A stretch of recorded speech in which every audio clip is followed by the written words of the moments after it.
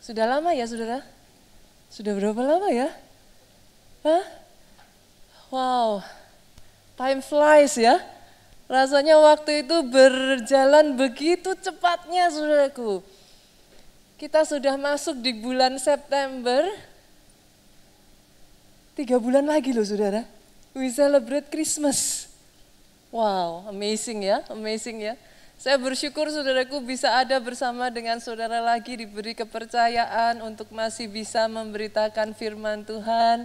Terima kasih untuk dukungan dari semua teman-teman yang ada di sini. Terima kasih untuk doanya juga. Hari ini saya sudah mulai bisa menyampaikan firman Tuhan kembali. Saya bersyukur, benar-benar saya percaya ini semua adalah penyertaan Tuhan. Boleh saya dengar sekali lagi tepuk tangan yang paling meriah buat Yesus Tuhan kita. Waktu saya bilang tadi time flies, saudaraku, saya bisa melihat ada sebagian dari saudara mungkin berpikir seperti ini, Pastor, apanya yang time flies? Saya tahu ada sebagian dari saudara yang di masa-masa ini saudara mengalami masa-masa yang tidak mudah. Kadang terbersit di benak saudara, saudara berkata dalam hati, berapa lama lagi, Pastor? Mau sampai kapan?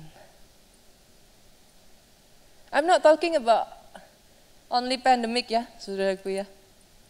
Tapi ada sebagian dari saudara yang saya tahu dalam masa-masa ini, saudara berkata, Pastor, saya sudah gak kuat lagi. Hari ini saya ingin mengajak saudara melihat, ternyata saudara tidak sendirian di tempat ini hal yang sama yang dialami oleh Rasul Paulus, saudaraku. Saya ajak saudara baca. Kita buka yuk dari Kisah Rasul pasalnya yang ke-27. Kisah Rasul 27 ayatnya yang ke-14 sampai ayatnya yang ke-15. Saudara, sama seperti Pastor Jonathan memberikan kesepakatan ya. Susah bagi saya untuk melihat saudara, semuanya tertutup masker saudaraku. Boleh enggak? Ketika nanti saudara diberkati dari firman Tuhan, ketika firman Tuhan berbicara secara pribadi dalam kehidupan saudara, angkat tangan saudara, katakan aminmu yang paling keras. Mau saudara duduk di depan, mau saudara duduk di belakang, yang saya kenal keluarga Allah tidak mengenal duduknya di mana. Amin. Yang saya tahu keluarga Allah, sekali keluarga Allah tetap keluarga Allah, saudaraku, jemaat keluarga Allah adalah orang-orang yang menyala-nyala di dalam Tuhan. Itu sebabnya nanti sepanjang firman Tuhan ini diberitakan saudaraku. Dari ujung yang paling belakang halo, yang tengah, yang di sebelah kanan saya, yang paling depan sekalipun. Semuanya sama-sama dapatkan remanya, katakan aminmu yang paling keras. Sekali lagi boleh tepuk tangannya yang paling meriah buat Yesus Tuhan kita. Kita buka ya saudaraku.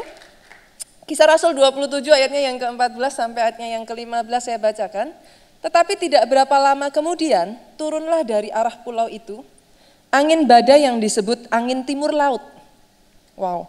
Kapal itu dilandanya dan tidak tahan menghadapi angin haluan. Karena itu kami menyerah saja dan membiarkan kapal kami terombang-ambing. Adakah di antara saudara yang mengalami sama seperti Rasul Paulus ini? Sudah tidak tahan lagi, Pastor. Karena itu kami menyerah saja. Kami sudah tidak tahu lagi waktu-waktu ke depan ini dengan apa kami masih bisa melanjutkan kehidupan keluarga kami. Saya tahu ketika saudara datang di tempat ini, saudara datang dengan senyum, saudara datang everything seems okay. Tapi ada sebagian dari saudara di tempat ini yang sama seperti ayat ini, saudara berkata kami menyerah saja. Kami sudah tidak tahu apa lagi yang harus kami lakukan. Ayat 20 saudaraku, kita lanjutkan. Things are not getting better saudara. Di ayatnya yang ke-20 kalau kita lanjutkan, ayat ini berkata setelah beberapa hari lamanya. Kebayang gak sih saudaraku, terombang-ambing di tengah badai di dalam kapal seperti itu berhari-hari lamanya, baik matahari maupun bintang-bintang tidak kelihatan. What does it mean? Apa artinya Pak? So dark, it's all darkness saudaraku. Sejauh matamu memandang tidak tampak ada jalan keluar. You've tried your best. Tapi sejauh kau berusaha, you cannot see your future. Saat itu ini yang dialami oleh Rasul Paulus beserta dengan seluruh kapal itu saudaraku, bukan hanya itu saja, angin badai yang dahsyat terus menerus mengancam kami. Belum selesai satu hal saudaraku, Pastor, kalau satu masalah saja saya masih bisa menghadapi Pastor, belum selesai satu. Tapi seolah-olah saya terus-menerus diperhadapkan pada satu fakta demi fakta berikutnya, satu berita demi berita berikutnya Pak. Sampai di satu titik Pak, kadang Pak, satu aja kita masih kuat, kita masih berdiri saudaraku. Again and again and again and again. Capek loh Pak. Sampai-sampai di sini saudaraku, Alkitab berkata, akhirnya ayat ke-20 ini saudaraku, putuslah segala harapan kami untuk dapat menyelamatkan diri kami.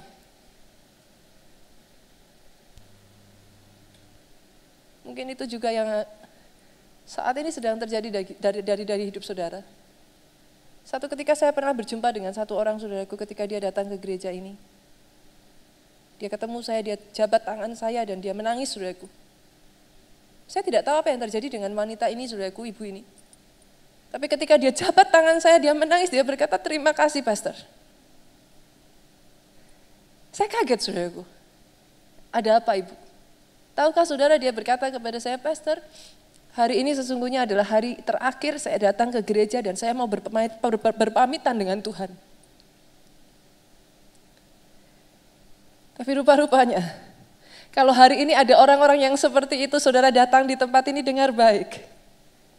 Hari ini saya ada untuk membawa kabar baik saudaraku. Saya ingin memberitakan satu firman Tuhan yang membawa kabar baik buat saudara, dengar ini baik-baik. Selalu ada pelangi sehabis badai. Boleh saya dengar aminnya yang paling keras dari tempat ini, tepuk tanganmu yang paling meriah. Selalu ada pelangi sehabis badai. Justru ini yang jadi judul firman Tuhan pada hari ini saudaraku. The Rainbow of Glory. Saya berdoa satu demi satu, saya tidak tahu kondisimu saat ini, but if that's you, I speak the rainbow of glory. Pelangi kemuliaan itu mulai terbit di dalam kehidupan saudara. Tidak ada lagi kegelapan. Kegelapan digantikan dengan rainbow of glory. Aminkan itu jadi atas kehidupan saudaraku. Tepuk tanganmu yang paling meriah buat Yesus Tuhan kita. Kita lanjutkan saudaraku di ayatnya yang ke-21 sampai ayatnya yang ke-22. Dan karena mereka beberapa lamanya tidak makan. Jadi bukan hanya terombang-ambing saudara, rupa-rupanya selama waktu-waktu itu juga lah mereka tidak makan. Pak, saya ajak bayangin ya Pak, kondisi seperti itu. Sudah di tengah badai saudaraku, terombang-ambing, semua gelap, enggak makan. Jujur, sensi enggak sih Pak? Oh, ada sangat banyak orang hari-hari ini kondisinya juga sensi Bu. Yang mengerti katakan amin. Kadangkala di dalam rumah tangga yang biasanya oke, kali ini sedikit ngomong saja bisa salah. Ada banyak orang dalam keadaan yang seperti ini saudaraku. And it's not easy. Kita lanjutkan ya saudara. Rasul Paulus berkata, berdirilah Paulus di tengah-tengah mereka dan berkata, saudara-saudara, jika sekiranya nasihatku dituruti, supaya kita jangan berlayar dari kereta. Kita pasti terpelihara dari kesukaran dan kerugian ini. Jadi rupa-rupanya saudaraku, sebelum mereka ini berangkat, Rasul Paulus itu udah kasih nasihat. Jangan. Rasul Paulus udah kasih warning. No. Jangan berangkat dari kereta. No. Tapi rupa-rupanya ditabrak juga nasihatnya Rasul Paulus ini Bu. Bahasa Jawanya, ngeyel Bu. What is ngeyel saudaraku? Ayo apa? Bahasa Indonesianya ngeyel apa saudara? Saya tuh kadang, saya ngerti sih saudara, kalau saya bahasa Jawa nggak semua orang ngerti. Tapi bahasa Jawa tuh mantep bener saudaraku. Ngeyel itu apa ya? Apa coba? Apa? Apa? Apa Bu? Maaf? Keras kepala. Nah, keras kepala saudaraku, udah dikasih tahu tabrak juga. Berapa banyak sering kali anak Tuhan dengar ini? Jangan cepet-cepet nyalain iblis. Halo? Banyak anak Tuhan selalu berpikir ada masalah iblis. terjadi ini, iblis. Sukanya cepat langsung tuding. Kasihan juga loh saudara iblisnya saudaraku. Berapa banyak masalah terjadi karena senggol kiri kanan, karena jauh nggak bisa saudara, cuman senggol gini aja. Berapa banyak seringkali terjadinya karena ngeyel Bu. Kitanya yang ngeyel Pak, yang mengerti aminnya yang keras. Roh Kudus sudah peringatkan di hati, jangan. Roh Kudus sudah katakan ini bukan orang yang tepat. Tapi terus apa? Ngeyel saudara. Sama ini terjadi saudara. Sehingga di ayatnya yang ke-22, tetapi sekarang, Rasul Paulus berkata apa ini? Tetapi sekarang juga dalam kesukaran ini, aku menasehatkan kamu supaya kamu tetap bertabah hati. Saya berkatakan atas pribadi, lepas pribadi di tempat ini, tetaplah bertabah hati Pak. Tetap bertabah hati. Dalam bahasa Inggrisnya saudaraku, kata yang dipakai itu adalah to be of good cheer. Good cheer itu artinya riang gembira. Tengahnya badai, tengahnya masalah, Rasul Paulus bilang disuruh riang gembira. Jujur, gak usah saudara, saya sebagai hamba Tuhan, saudara saya baca ini, dalam hati Pak, saya ngomong, nonsen. Lo jujur aja, kita gak usah sok rohani saudaraku. Tengah badai macam begitu, by the way saya pernah mengalami hal yang sama, hanya tidak ada apa-apanya dibanding Rasul Paulus ini saudara. Satu ketika saya pernah pergi ke satu tempat saudaraku, kami naik kapal, kami naik perahu, menyeberang gitu saudaraku, di semacam kayak lautan gitu, gak terlalu besar saudara. Di tengahnya kami sudah ada di tengah lautan saudara, tiba-tiba saja anginnya begitu kencang saudaraku. Kami di dalam perahu itu rasanya itu kayak seperti udah mau dimakan sama ombak saudara. Loh jujur kalau saudara ada di dalam keadaan saya Bu, riang gembira Bu, bahasa roh iya Bu. Wah, itu rasanya udah gak karu-karuan. Yang ada hanya bisa Tuhan Yesus, bahasa rohi apa kasih. Udah gak bisa apa-apa Bu. Kiri kanan lihat laut. Tapi Rasul Paulus berkata, be of good cheer. Jangan kehilangan sukacitamu di tengah masa seperti itu. How can it be? Secara manusia gak mungkin Bu. Unless, kecuali. Maybe Rasul Paulus tahu sesuatu yang kita nggak tahu. Saya mengerti ya saya maksudkan. Mungkin Rasul Paulus punya sesuatu yang kita nggak tahu sudah. What is it? Kita lihat ya. Kita lanjutkan ayatnya. Firman Tuhan itu kaya saudaraku, amazing. Apa kata Rasul Paulus? Sebab tidak seorang pun di antara kamu yang akan binasa. Saya berkatakan. Masalah ini tidak akan membuat satu orang pun di antara saudara binasa. Saya perkatakan atas tempat ini, saat ini juga. Apa yang saudara hadapi tidak diizinkan membuat saudara binasa. Tangkap itu dengan iman saudaraku. Tidak binasa.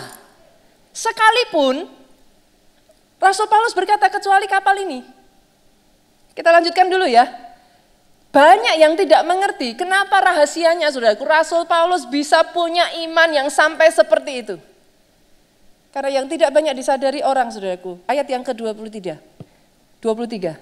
Karena tadi malam, seorang malaikat dari Allah, yaitu dari Allah yang aku sembah sebagai miliknya, berdiri di sisiku. Ada banyak anak Tuhan yang tidak menyadari engkau melalui badai betul Bu. Tapi kau tidak sendirian. Dia mengutus malaikatnya berdiri di sisimu. Engkau hari ini yang gentar. Engkau yang hari ini sudah kehilangan pengharapan, engkau yang sudah putus pengharapanmu, engkau yang sudah ada di dalam keadaan menyerah, saudaraku, dengar ini baik-baik. Malam itu kata Rasul Paulus, dia mengutus malaikatnya berdiri di samping saudara. Saya membawa kabar baik bagi saudara hari ini. Dia Immanuel, God is with you. Dia Tuhan ada bersama dengan saudara, tidak diizinkan binasa. Tidak dibiarkan. Sekalipun kapalnya mungkin tenggelam. Oh yes, ayat 22 mengatakan kecuali kapal ini mungkin kapalnya benar tenggelam. Keadaannya mungkin memang tidak getting better, saudaraku. Tapi dia utus malaikatnya berdiri di samping saudara. Saya berdoa saudara hari ini, dimanapun kau duduk, sadari ini. Berapa lama kau sudah merasa kau berjalan sendirian, saudara? Berapa lama kau merasa kayak menghadapi semuanya ini seolah-olah kau sendirian?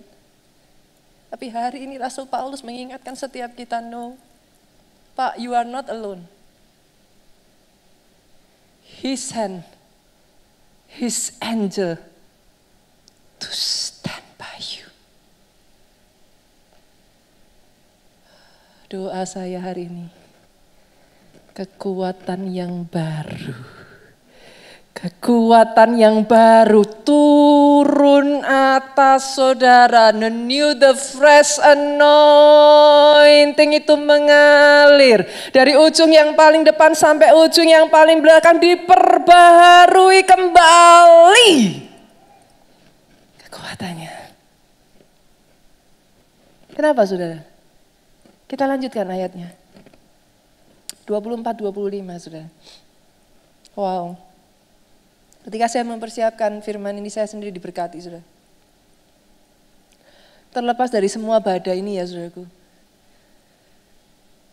Tuhan itu gak ngeributi soal badainya, saudara. Tahukah saudara yang Tuhan ingatkan kepada Paulus apa? Ayat 24, ia berkata, malaikat itu mengingatkan Rasul Paulus. Jangan takut Paulus, engkau harus menghadap Kaisar. Dan sesungguhnya oleh karunia Allah, maka semua orang yang ada bersama dengan engkau di kapal ini akan selamat karena engkau. Sebab itu tabahkanlah hatimu. Sekali lagi diingatkan saudaraku, be of good cheer. Tabahkan hatimu. Karena aku percaya kepada Allah bahwa semuanya pasti terjadi. Sama seperti yang dinyatakannya kepadaku. Ingat ini baik-baik saudaraku. Yang lain ngeributin badai. Kita manusia seringkali ributnya masalah. Tuhan ngingetinya sederhana, saudara. Paulus, kamu masih punya tugas. Mandatmu belum selesai. Itu sebabnya jangan takut. Karena kamu harus menyelesaikan tugasku. Tugas yang dari aku masih harus diselesaikan. Do not be afraid. Berapa banyak dari saudara yang hari-hari ini, saudara didistract dengan semua masalah, dengan semua badai, dengan semua kegelapan. Tapi hari ini saya merasa saudaraku secara khusus firman Tuhan ingin mengingatkan kepada setiap saudara di tempat ini. Saya tidak tahu apakah itu. Tapi masing-masing dari saudara, Tuhan ingatkan saya saudaraku. Tuhan kasih saudara mandat. Ada sebagian dari saudara, Tuhan kasih kau mandat, engkau harus berjuang untuk anak-anakmu. Saya nggak tahu apa itu, masing-masing pribadi, saudara engkau berurusan dengan Tuhan. What is? Apa itu yang jadi mandatmu, yang masih belum engkau selesaikan, dan Tuhan mau pakai engkau. Hari-hari ini kau terdistract, saudaraku. Engkau melupakan. Hari-hari ini kadang sangat gampang bagi kita hanya berpikir tentang me, and I. Aku, diriku, dan semuanya tentang aku. Tapi yang Tuhan ingatkan, malaikat itu diutus untuk mengingatkan, you still have. Engkau masih punya misi untuk diselesaikan.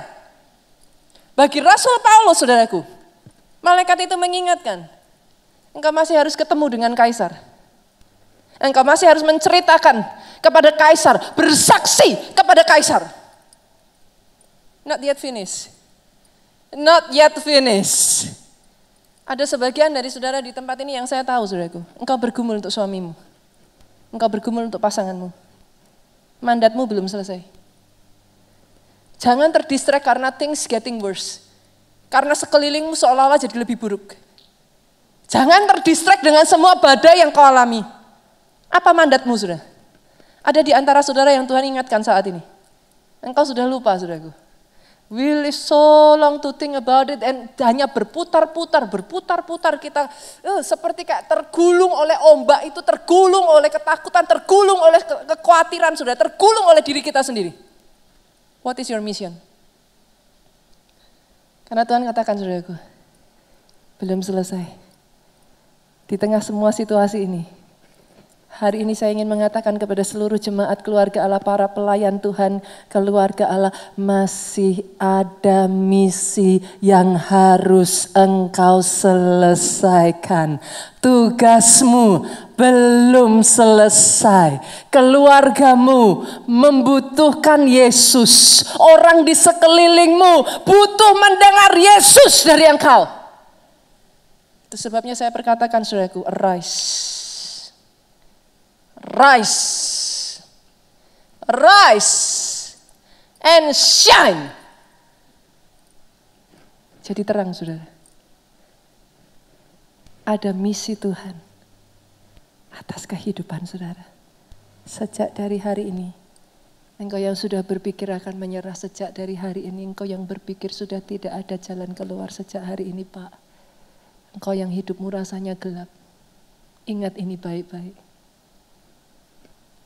Aku akan menyertai engkau sampai pada kesudahan zaman. Immanuel, dia berjanji, dia menepati. Engkau tidak seorang diri, saudaraku. Bahkan saudara, saya itu melihat dalam Alkitab ini ya saudaraku, bukan hanya Rasul Paulus. Ada satu orang yang bahkan mengalami yang jauh lebih buruk daripada Rasul Paulus ini. Saudara. Yang saya alami gak ada apa-apanya. Yang dialami Rasul Paulus gak ada apa-apanya dibanding orang ini. Kita buka ayatnya, Kejadian 7 ayat 17 saudara. Ada yang tahu siapakah ini? 40 hari lamanya. Saya bacakan ya, boleh gak bantu saya kita bergantian? Ayat 17 sampai ayat 24 ya. 40 hari lamanya air bah itu meliputi bumi. Air itu naik dan mengangkat bahtera itu sehingga melambung tinggi dari bumi. Ketika air itu makin bertambah-tambah, yuk sama-sama ayat 18-23. Ketika air itu makin bertambah-tambah dan naik dengan hebatnya di atas bumi, terapung-apunglah bahtera itu di muka air. 19, dan air itu sangat hebatnya bertambah-tambah, meliputi bumi, dan ditutupinya lah segala gunung tinggi di seluruh kolong langit. 20, sampai 15 hasta di atasnya bertambah-tambah air itu, sehingga gunung-gunung ditutupinya. Gunung tertutup sudah. 21, lalu mati binasalah segala yang hidup dan yang bergerak di bumi. Burung-burung, ternak dan binatang liar, segala binatang merayap dan berkeriapan di bumi, serta semua manusia.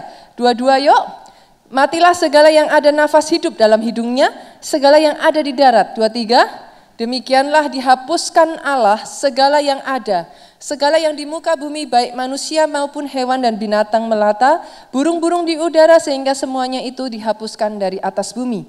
Hanya Nuh yang tinggal hidup, dan semua yang bersama-sama dengan dia di dalam bahtera itu. 24 sama-sama, 23.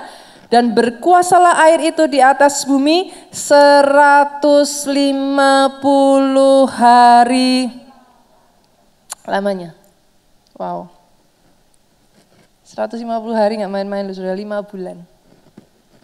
Saudara masih bisa jalan-jalan keluar. Ini 150 hari cuman di dalam kapal, saudara. Mau keluar, coba-coba keluar, tenggelam, saudaraku. Boleh senggol kiri kanan sekalipun gak bisa ini, saudaraku, kita masih mengucap syukur.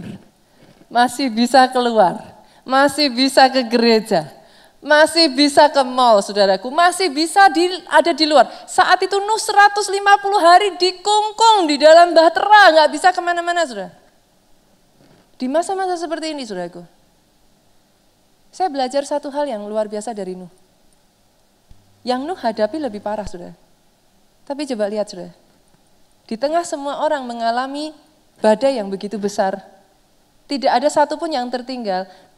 Apa yang menyebabkan Nuh ini sampai mendapatkan kasih karunia yang dari Tuhan? Coba kita lihat ayatnya ya. Kejadian 6 ayat 7 sampai 9. Kenapa Nuh sampai mendapatkan kasih karunia yang dari Tuhan.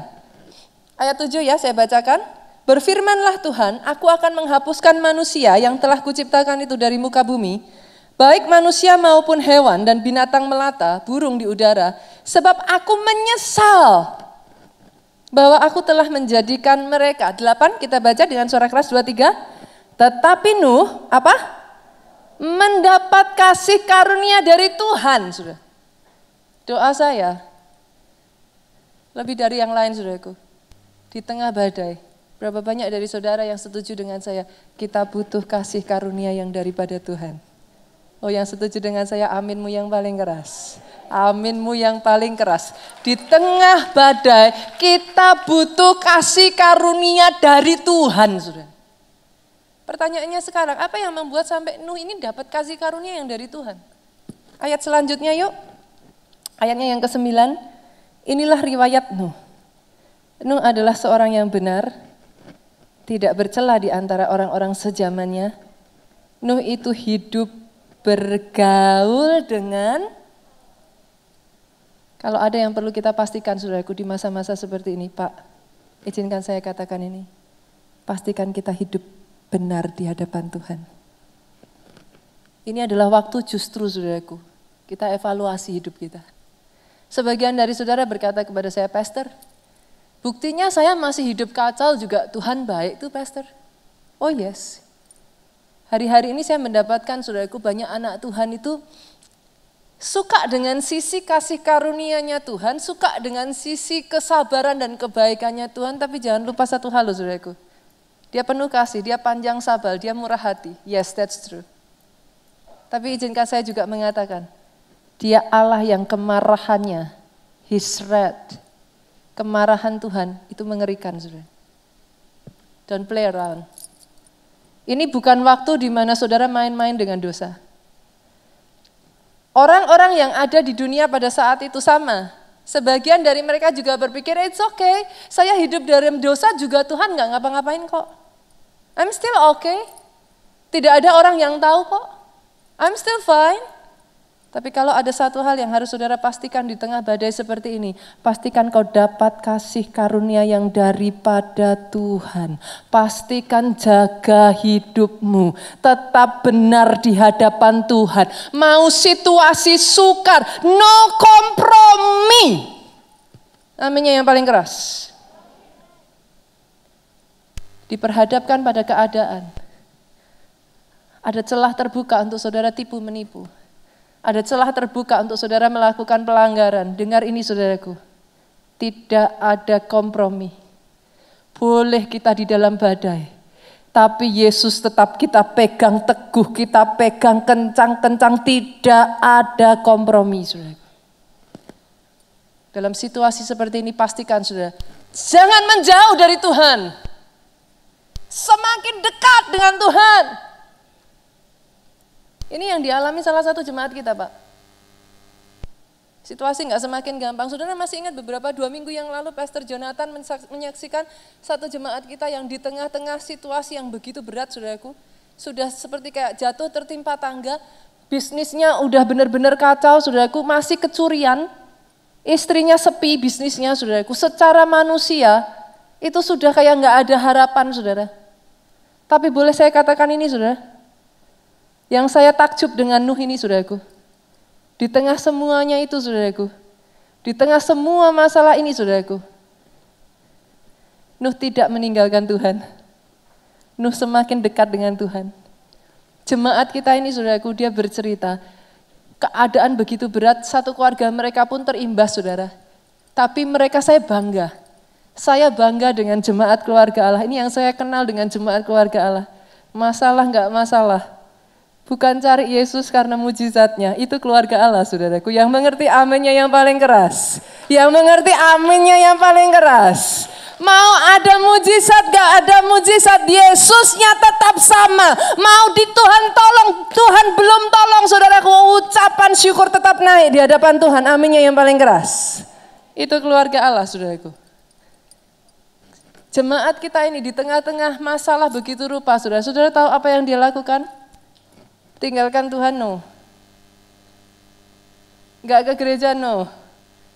Yang dia lakukan bertekun di dalam mezbah doa, saudara. Yang tadinya keluarga semua sibuk, ini dia kumpulkan anak-anaknya, istrinya, semuanya jadi satu setiap hari doa bersama. Oh, saya salut, saudara. Dalam kondisi apapun mereka bertekun. Perjuangannya nggak gampang, saudara. Di tengah pandemi seperti ini, anaknya justru sudah waktunya untuk kuliah, Bu. Kuliahnya ngambilnya jurusannya kedokteran, Pak. Kebayang nggak sih, Pak? It's not easy, nggak gampang. Jemaat kita ini berkata, nanti minggu depan kesaksiannya akan muncul mungkin, saudaraku. Saya sangat diberkati, saya hanya ceritakan sebagian kecil saja, saudara. Anaknya harus kuliah, saudara. Biaya begitu besar, persaingan sangat ketat, saudara. Ajaibnya mereka terus bawa di dalam mezbah keluarga mereka, saudara. Tahukah saudara, dinyatakan sudah diterima, ajaibnya lagi diterima ranking 4. Padahal papahnya sendiri mengatakan, anak saya ini bodoh enggak, tapi enggak pintar-pintar juga, katanya, saudara. Tapi secara ajaib dapat ranking 4, saudara. Sudah tarik nafas, puji Tuhan, satu doa terkabulkan. Tapi setelah berikutnya maju, saudaraku, sudah diterima, puji Tuhan, tapi berikutnya dikasih kabar lagi, saudaraku. Sudah diterimanya oke, tapi dikasih kabar, tahukah saudara? Biayanya ratusan juta rupiah, saudara. Papanya katakan angkat tangan. Dari mana? Kondisi macam begini. Dana ratusan juta rupiah, bagaimana saya bisa bayar? Nggak mungkin, nggak bisa. Saudara tahu, di tengah menyerah, di tengah putus asa, anaknya sudah hampir menangis karena tidak mungkin masuk. Mereka berdoa sekali lagi, dibawa ke mezbah doa, berseru minta kasih karunia dari Tuhan, saudara. Tahukah saudara, tidak berapa lama kemudian dikasih kabar, saudaraku. Satu proyek yang sudah sekian lama dikerjakan oleh ayahnya ini yang belum selesai, lama sudah tidak selesai, saudaraku. Bahkan kayak papahnya ini sudah lupa dengan proyek ini. Tiba-tiba dikasih kabar, di waktu yang sangat mendesak seperti itu, proyeknya selesai, uang komisinya keluar, dan jumlahnya tepat seperti jumlah yang dibutuhkan untuk membayar biaya kuliah dari anaknya. Tepuk tangannya yang paling meriah buat Yesus Tuhan kita. Selesai, saudara. Dengan cara yang ajaib. Kita butuh kasih karunia yang dari Tuhan. Karena waktu saya terbatas, saudaraku. Yang membuat saya itu lebih tersentuh dari kehidupan Ayub, saudara. Oke lah. Kalau sedang ditolong Tuhan, kita ini oke lah, saudara. I know gitu. Kita menyala-nyala, Tuhan bekerja, wah kita on fire. Tapi coba saudara lihat, Ayub ini luar biasanya. Kita buka Kejadian, saudaraku. Pasalnya yang ke-8 ayat 18 sampai 22. Satu ketika, saudara, selesai semua air bah itu, 150 hari selesai, mereka bisa keluar, saudara. Ayat 18 saya bacakan. Keluarlah Nuh bersama dengan anak-anaknya, istri dan istri anak-anaknya, segala binatang liar. Wah, kebayang gak sih, saudara? Ini ya nanti pandemik selesai. Kebayang gak, saudara? What will happen? Wah, mungkin saya bisa bayangin nih, mall tiba-tiba penuh sesak, saudara. Tempat-tempat hiburan, tempat-tempat libur gitu, saudara, tiba-tiba penuh orang kayak gitu. Saudara bisa bayangkan, saat itu bukan hanya manusianya yang happy, saudara. Turun menginjakkan kaki kembali. Kemarin saudara setelah lockdown aja, mulai keluar dari rumah, rasanya gimana? Halo? Halo? Saudara bisa mengerti kan yang dirasakan Nuh saat ini, Pak? Keluar semua, saudaraku. Mereka sudah pergi ke arah masing-masing, sudah tidak ada yang ingat, saudaraku. Ini satu pelajaran yang membuat saya terharu dengan Nuh, saudara. Saudara tahu apa yang dilakukan Nuh? Yang lain pergi. Yang lain udah gak tahu kemana arahnya. Ayat 20 saya bacakan untuk saudara, ini yang Nuh lakukan. Lalu Nuh mendirikan mezbah bagi Tuhan. Doa saya, jemaat keluarga Allah, adalah orang-orang yang tidak pernah melupakan kebaikan Tuhan di dalam kehidupannya. Saudara masih ingat cerita 10 orang kusta yang disembuhkan Yesus? Boleh saya tanya, Bu? Berapa yang kembali sama Yesus? Berapa? Semua? Sedih ya, saudara? Banyak anak Tuhan, pada saat butuh Tuhan, kejar Tuhan. Banyak anak Tuhan, pada saat tak bisa apa-apa teriak minta tolong sama Tuhan. Tapi begitu mudahnya, setelah semua pertolongan yang Tuhan lakukan dalam kehidupanmu, saudaraku, Tuhan izinkan satu masalah terjadi atas kehidupanmu untuk membuat engkau semakin dewasa. Berapa banyak anak Tuhan berkata, kenapa Tuhan izinkan? Oh, saya berdoa, saudaraku, ada orang-orang di tempat ini yang tidak pernah gampang lupa dengan kebaikan Tuhan. Di sini ada orang-orang yang menolak lupa, saudara. Sama seperti Nuh. Ada satu sikap yang dimiliki Nuh yang membuat hati saya, saudaraku, tersentuh. Yang lain sudah pergi. Yang lain gak tahu kemana arahnya. Tapi Nuh di sana seorang diri. Dia dirikan mezbah bagi Tuhan. Mezbah berbicara apa, saudaraku? Mezbah berbicara tentang sebuah peringatan, saudara. Jangan pernah engkau melupakan kebaikan Tuhan. Tahukah cara paling manjur, saudara, ketika saudara kehilangan pengharapan? Cara paling manjur ketika saudara kehilangan sukacita? Cara paling manjur untuk mengembalikan sukacitamu apa, saudara? Ingat semua kebaikan Tuhan. Ingat semua pertolongan Tuhan. Apa yang tidak pernah kau bisa lupakan, yang Tuhan sudah kerjakan dalam hidupmu. At that very moment. Oh yes. Tiba-tiba saudara be of good cheer. Sukacitamu bangkit kembali. Engkau yang merasa hari-hari ini sudah kehilangan, engkau yang mempertanyakan Tuhan hari-hari ini, saudaraku. Engkau yang menjadi begitu negatif hari-hari ini. Izinkan saya katakan ini. Jangan lupakan mezbahmu. Tumpuk kembali. Bangun kembali.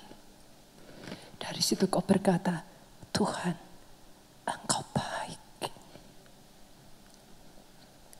Mezbah berbicara tentang apa, saudaraku?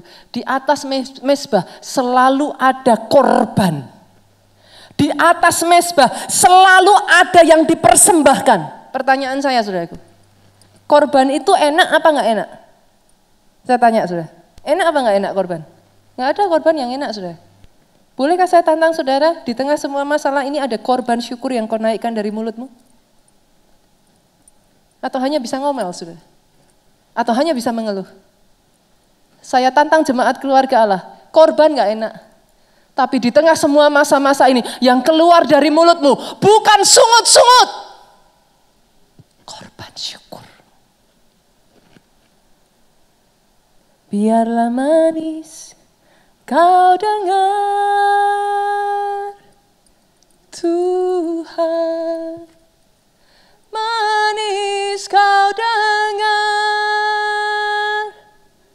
Tuhan, dan hati bersuka karenamu. Korban yang kedua apa, saudaraku? Dari semua masalah ini, saudaraku, badai yang terjadi dalam kehidupan kita hari-hari ini. Bolehkah saya katakan ini, saudaraku? Korban daging kita mau enggak, saudara? Boleh? Boleh ya? Karakter-karakter yang tadinya tidak menyukakan hati Tuhan. Yang tadinya sempat mungkin muncul kesombongan. Yang tadinya sempat mungkin, saudaraku, kita merasa kita bisa tanpa Tuhan. Boleh di waktu-waktu seperti ini? Kadang daging ini harus mati loh, saudara. Yang mengerti aminnya yang paling keras. Tapi ketika daging ini mati, ada yang dikorbankan. Saudara lihat apa yang terjadi, ayatnya yang ke-21 yuk. Kita baca sama-sama ya, saudaraku. Dengan suara yang paling keras, 2, 3. ketika Tuhan mencium persembahan yang harum itu, apa yang terjadi saudara? Berfirmanlah Tuhan dalam hatinya, aku tak akan mengutuk bumi ini lagi karena manusia. Sekalipun yang ditimbulkan hatinya adalah jahat dari sejak kecilnya. Manusia itu memang seperti itu, saudara. Bukankah orang yang paling mengecewakan saudara justru adalah orang yang paling dekat dengan saudara? Tanpa kita sadari kadang hati manusia ini ya saudaraku ya. It's so easy. Sangat mudah loh saudaraku. 1% berbelok saudara. So easy. Firman Tuhan katakan apa lagi selanjutnya saudaraku? Aku tidak akan membinasakan lagi segala yang hidup seperti yang telah kulakukan. Selama bumi masih ada, tak akan berhenti musim menabur dan menuai. Dingin panas, kemarau hujan, siang dan malam. Doa saya, melalui semua badai ini, yang muncul bukan bau busuk. Doa saya, melalui semua badai ini, Tuhan mencium bau yang harum dari pribadi lepas pribadi, lepas pribadi, lepas pribadi di tempat ini. Dan ketika itu terjadi saudaraku, siap-siap. The rainbow of glory.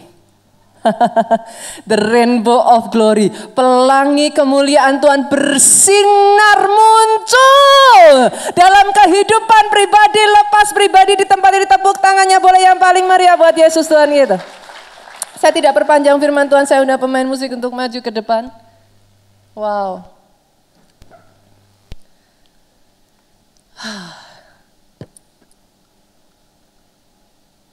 Saya kalau lihat kehidupan Ayub ini ya saudara, kehidupan Nuh dan Daud ini ya saudaraku, amazing.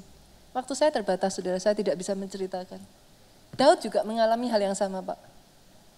Dalam 3 hari 70.000 orang saudaraku meninggal. Sampar saudara. Tapi 2 Samuel mengatakan dengan sangat jelas. Seorang nabi Tuhan diutus mengingatkan kepada Daud. Apa yang Daud lakukan saudaraku? Saya bacakan sedikit saudara. Lalu pergilah Daud sesuai perkataan Gad, seperti yang diperintahkan Tuhan. Pergilah, dirikanlah mezbah bagi Tuhan. Hari-hari ini saudaraku, bagi saudara yang sudah hampir tenggelam, hampir ada di dalam keadaan saudara angkat tangan dan menyerah. Engkau yang sudah ada di dalam keadaan putus harapan. Ada gak sih di antara saudara tuh yang kayak apa ya saudaraku ya? Saudara itu seperti kayak sudah gak bisa take hold of yourself. Apa sih Bu? Kita tuh bahkan kayak gak bisa menguasai perasaan kita sendiri saudara hari-hari ini kadang. So easy. Kita dengar satu hal ini itu dan lain sebagainya terpengaruh. Yang namanya salah paham, yang namanya pikiran negatif, yang namanya hati selalu gelisah, so easy. Yuk sama-sama yuk saudara. Boleh saya undang saudara bangkit berdiri? Bangun satu-satu lagi yuk, mezbahmu yuk. Boleh kita ambil waktu ini saudaraku. Ingat satu pertolongan Tuhan. Ingat satu kebaikan Tuhan apa di dalam kehidupanmu saudaraku. Yang kau bisa berkata, Tuhan aku tidak akan pernah melupakan kebaikanmu itu dalam hidupku. Coba ingat-ingat saudaraku. Instead of you always thinking the negative part. Coba ingat-ingat, susun lagi mezbahmu yang mungkin sudah mulai roboh itu. Ingat kembali kebaikan Tuhan di dalam kehidupanmu saudaraku. Jangan mau lupa dengan semua yang sudah Tuhan kerjakan.